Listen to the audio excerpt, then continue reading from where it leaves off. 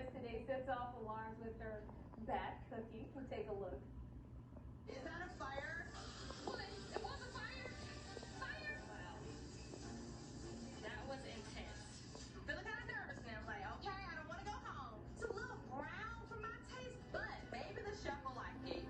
Man. Robert, please don't send me home.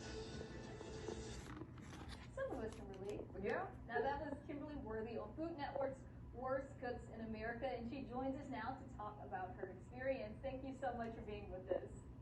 Thank you for having me. Well, obviously, we just watched a clip of you on Worst Cooks in America, and you were a contestant on the show back in 2018, but you were there to redeem yourself. When did you first make your appearance on the network? So I originally came to the Food Network in 2016 on Worst Bakers. Okay. And I came back in 2018 for Worst Cooks. All right. So I watched some of your highlight reel. You mentioned Chef Robert a lot. And when you said he had the guns, I was like, finally, someone's saying what I've been thinking. I mean, he does. What was it like working with him? It was distracting. I mean, you know, I'm there to cook, but I cannot, like, neglect the obvious. The man is fine. Okay? Yes. Just gonna keep it real. Okay. Look at that. I know. I'm trying to concentrate. I'm trying to remember recipes, but I'm not even listening to him. I'm just looking at him. And when he came over, he said, I told you how to cut the tomato. I was like, yes, you better put your foot down. Exactly. I love it. So, okay, talk about your fear of eggs on the show. Okay, so that really plays out in Worst Bakers. History lesson here. A while ago, I had a roommate, and her and I went shopping at the farmer's market, and we bought some eggs.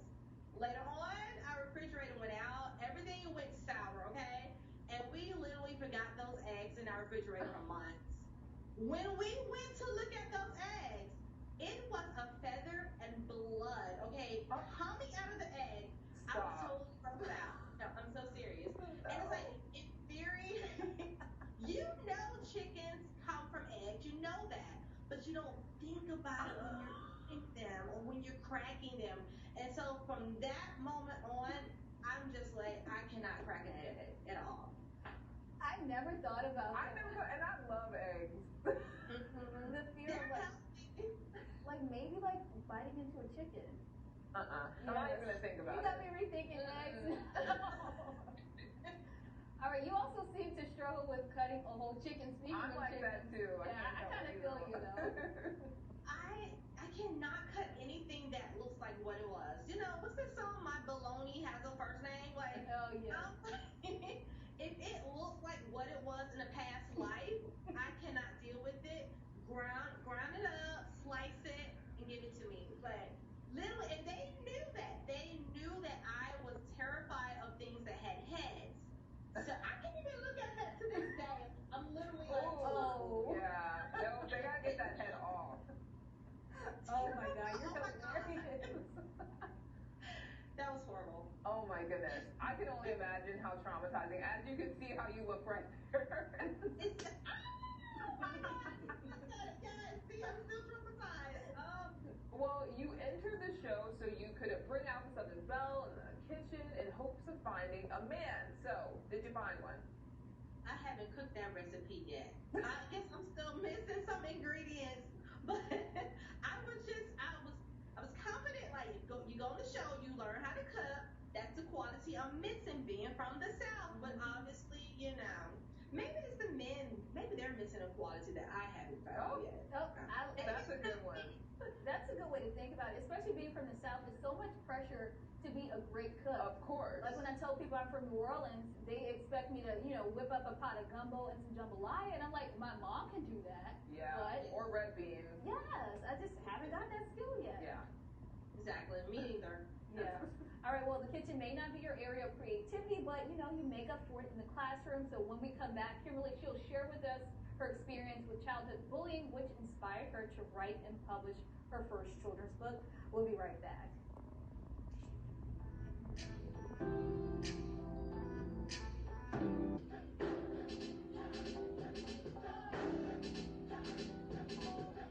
And we're back with funniest guest that we've ever I interviewed. definitely agree. Oh, thank you.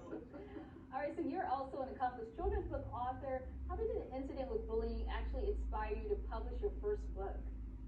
So back in middle school, I was just teased and bullied to nonstop, and it made me go into a shell. I know you see me like vibrant and talkative now, but I wasn't always like that. I was very shy, and so I had a teacher in the seventh grade, and she told me, Kimberly, it's not healthy to be, a mute. You need to verbalize what you're going through. And she told me about writing.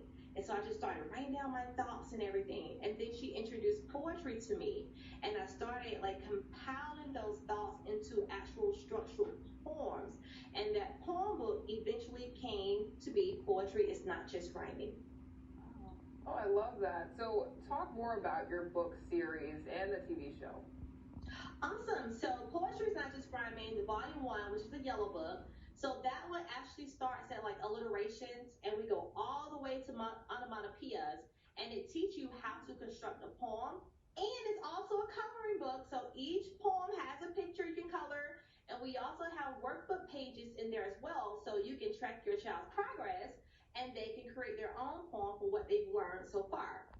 And volume 2 follows up to volume 1, but volume 2 is more a structural book. It kind of teaches you how to use the concepts that you learned in volume 1 in everyday life, which brings me to the television show Poetry in Life, which is based off volume 2.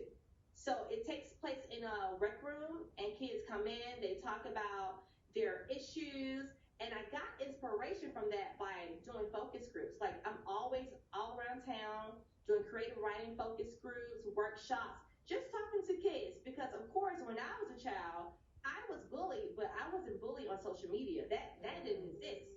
So today I get to find out, wow, you're bullied on social media, and then you have these apps, and so I try to talk to children as my inspiration to make my writing more updated to what today's youth are going through. Well, it's great so kids can see how you transform into a bubbly person after Exactly. going through that in middle school. That's such a great inspiration.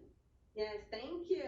I'm happy. And also, it's funny because, worst cook in America, you think that you'll be afraid to go on a show like that or you'll be bullied. Right. But you made it a fun experience. So I think it all kind of ties into with your poetry book and also your time on Worst Cooks in America.